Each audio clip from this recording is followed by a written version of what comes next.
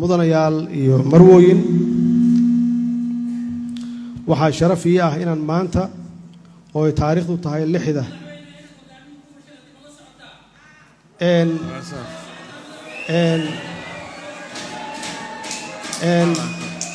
aan hadalka dhamaysto si ixtiraam laan su dhageysano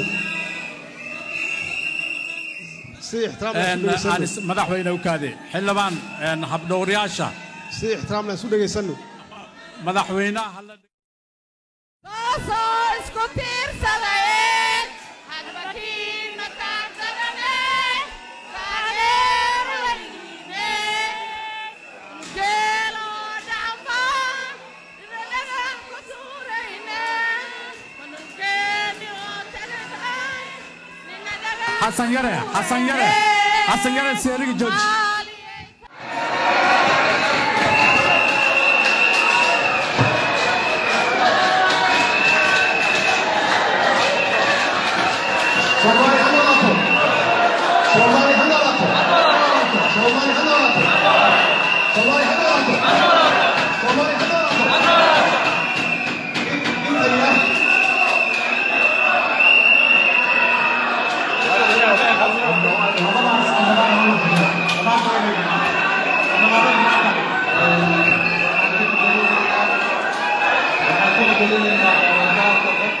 xildhibaan walba ha fadhiisto xildhibaanada taagan fadlan fadhiis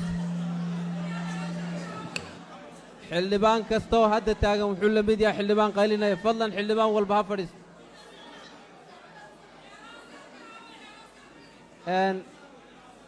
waxaan isticmaalaynaa qodobkeena xeeroosaadka qodobka 10aad baan isticmaalaynaa qof walba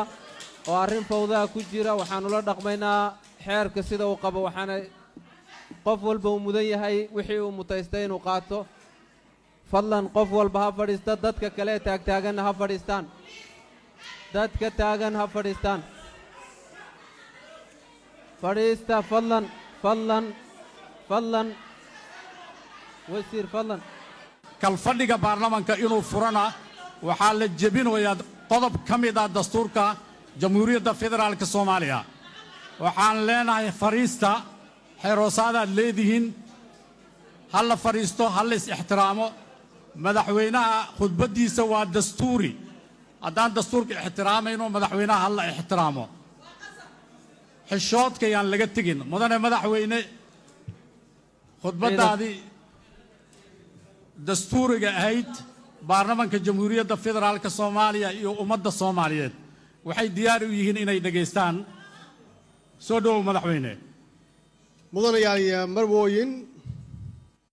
laba qof baa 329 afduubtay maanta shaqaale dawladeed